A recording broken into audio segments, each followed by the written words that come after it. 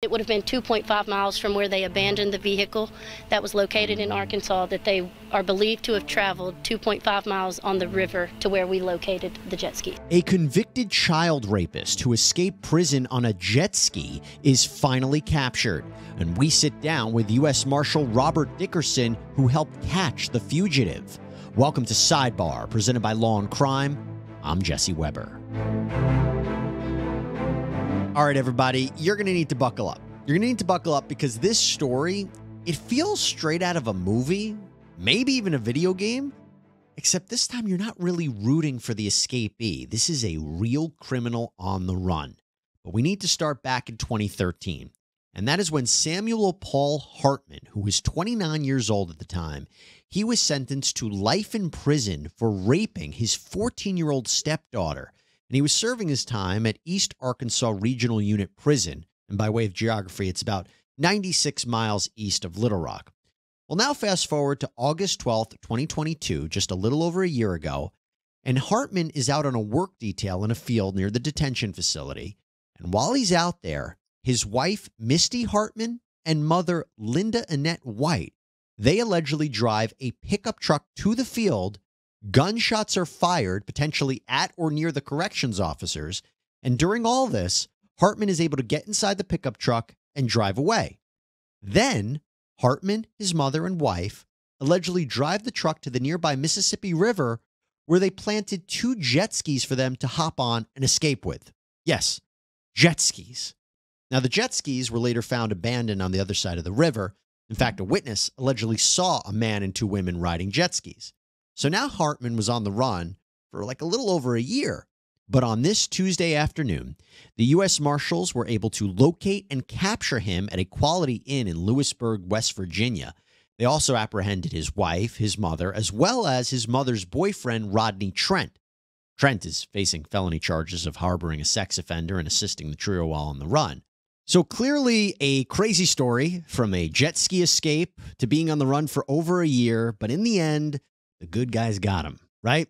And speaking of the good guys, to help shed some light on this wild case, I want to bring in one of the good guys, Robert Dickerson, senior inspector from the U.S. Marshals Service, who helped capture Hartman and his cohorts. Welcome to Sidebar, Robert. Thank you so much for taking the time. We really do appreciate it. Yes, sir. Thanks for having us. I am made of questions, but I want to start off. How did you get involved in the case, if you can briefly tell us? After the escape, our office over in Arkansas asked for some help. We have a cold and complex case group based out of our headquarters, and Arkansas asked that we get involved and try to help them a little bit, work the case jointly with them. Hearing how he escaped. So there's gunfire that's opened on the correction officers. They jump in a car. They take jet skis. Have you ever seen anything like that before? Yeah, so it was a little Miami Vice-ish, if you will. We know at the initial point of the escape that there was gunfire involved. We don't know that they shot directly at the correctional officers, but shots were fired. From there, they went down to the Mississippi River, which was several miles away, where they had 2 jet skis staged, and they got on those jet skis and utilized them to cross the Mississippi River. It's unbelievable. I said it before. It feels like a video game. It feels like a movie. How were you able to track them down? Well, it was a culmination of different methods that we use. I mean, we have tradecraft, just like criminals have tradecraft to avoid being captured, some of which I can go into, some of which I can't. But a lot of what we did was just old-fashioned police work, talking to people, utilizing the public for tips, interviewing people associated with the case, and watching, doing surveillance. What was the main difficulty in tracking them? Because he was on the run for a while. Sure. Yeah, I think Mr. Hartman, as well as his mother, Linda, and Misty, we knew beforehand that they had a large sum of cash with them. We knew that they had a weapons and transportation. So when a person has the access to that amount of funding, obviously it helps them to stay on the run longer. Plus, the area that they were in West Virginia is a very rural area. It's not very heavily populated with law enforcement officers in, up in the mountains, up in the actual Appalachia, what you would think of as the backwoods of West Virginia. So there's not a whole lot of people or cops that would have run into them. And a lot of times when we're working these cases, it's not, surveillance is a lot easier, whether it be in New York City or metropolitan areas where there's surveillance cameras and Ring doorbell cameras everywhere. You don't have that in the backwoods of West Virginia, which made it difficult. Also, everybody in that area knows everybody else. So if there's somebody new, say if one of us goes in there, somebody's going to be alerted that there's an outsider within this area. Like you said, old-fashioned police work. So you track them down to this hotel. You go in. What was that like? I mean, apprehending them, their reaction. Walk us through that if you can. So we knew that that this group had made statements that they, that Sam wasn't going to go back to jail and they might shoot it out or, make law enforcement use force against them. So we always do or try to. We planned this out. We had watched via surveillance for a long time the night before, as well as all that morning. We'd watched them come and go from the hotel room and knew that they were all four in there. They actually called the hotel several times, and we believe that they might have been fishing, thinking, that something was going on, because it was.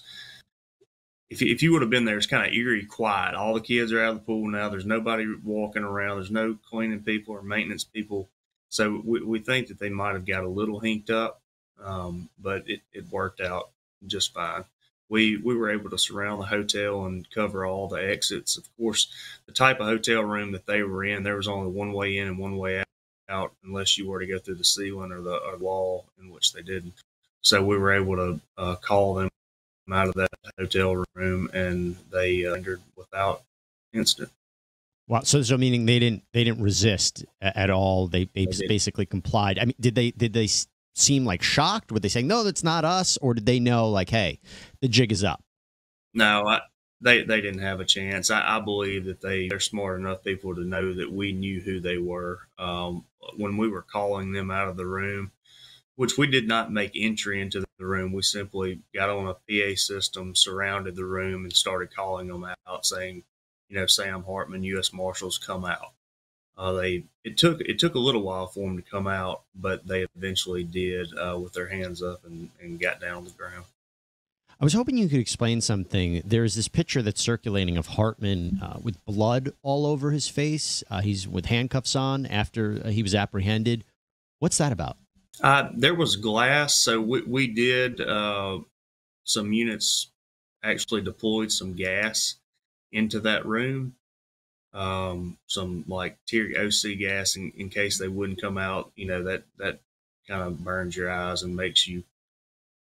It's just a compliance tool that's used by law enforcement. But there was a lot of glass in that area. I myself was not up there actually putting handcuffs on them at the time.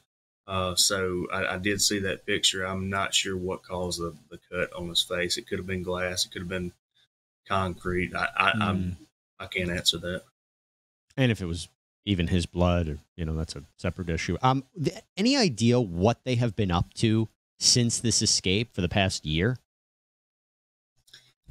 Some people that we've talked to in the area of West Virginia that they were in said that they had been up there for a while, just kind of living life. Sam actually had a vehicle that he utilized pretty frequently. They would ride ATVs. Sam would walk a lot. They would ride four-wheelers. They would, they were just kind of hanging out, as far as we know. The other guy who we believe to be Linda White's boyfriend, he was kind of their, I don't know if we call it go boy. Um, we don't believe that they were going to town or out in the open as much, but Rodney Trent would go run most of the errands, at least for the time that we were watching them. We were able to watch him do most of the running around, if you will. Any idea if they were committing crimes during this or involved in any crimes during this time? You know, we were able to get some fake IDs out of the room that we arrested them in. I say fake IDs. They're either fake IDs or stolen identities. We haven't been able to do that yet. That's still ongoing. We also seized 2 firearms, which Sam is a felon, so the possibility of prosecution for felon in possession of a firearm is there, as well as some other possibilities for prosecution for those helping possess a firearm. As far as any reports of other crimes, we haven't heard of any. Well, that brings me to the next part, Robert. What happens to each of them now? What is the next step in this process? What are they facing? So they'll all three. Rodney Trent, I believe, is already bonded out. He only faces charges in West Virginia as of now. There is a possibility that he'll be charged in Arkansas, depending on some stuff that we're working on now. But all three, Sam, Linda, and Misty, will all be extradited back to the state of Arkansas, where they will undergo judicial proceedings. Sam for escape, and Linda and Misty for aiding in that escape. Of course, Sam's serving life anyway, so an escape charge isn't going to affect his sentence much. As for where he will go, I'm not sure. That's going to be up to the Arkansas Department of Corrections. I'm sure they'll put him in some type of higher security prison, possibly. Misty and Linda, they'll go through the court proceedings and they will get a bond. So I'm sure they'll be out of jail on bond pretty soon, to be honest with you. Robert Dickerson, my goodness, hero. Thank you to you and the team for doing this, and just an incredible story. Really appreciate the work that you do for us, and this is, great work. Great work, putting a criminal back behind bars and apprehending the people who helped escape or allegedly helped the escape. But Robert Dickerson, really thank you so much, and appreciate you coming on here on Sidebar. Yeah, I appreciate y'all having us, and I just want to, let it be known that our work wouldn't be able to happen. The things that we do wouldn't be able to happen without a plethora of other people. Our agency has the luxury of working with these state and local agencies and having these violent crime task forces where we can reach out, say from Arkansas or Mississippi to West Virginia, and make stuff happen, very quickly. And we're just thankful that we're able to work across state lines with our state and local partners, as well as our other offices in other areas, and everybody has a good working relationship. That's the only way this kind of stuff happens. Yeah, that's a really good point. An interagency group effort that definitely makes this happen. Robert Dickerson, though, thank you so much. I really appreciate it, and great work. Yep. Thanks for having us. All right, everybody, that's all we have for you here on Sidebar. Thank you so much for joining us. Please subscribe on Apple Podcasts, Spotify, YouTube, wherever you get your podcasts. I'm Jesse Weber. Speak to you next time.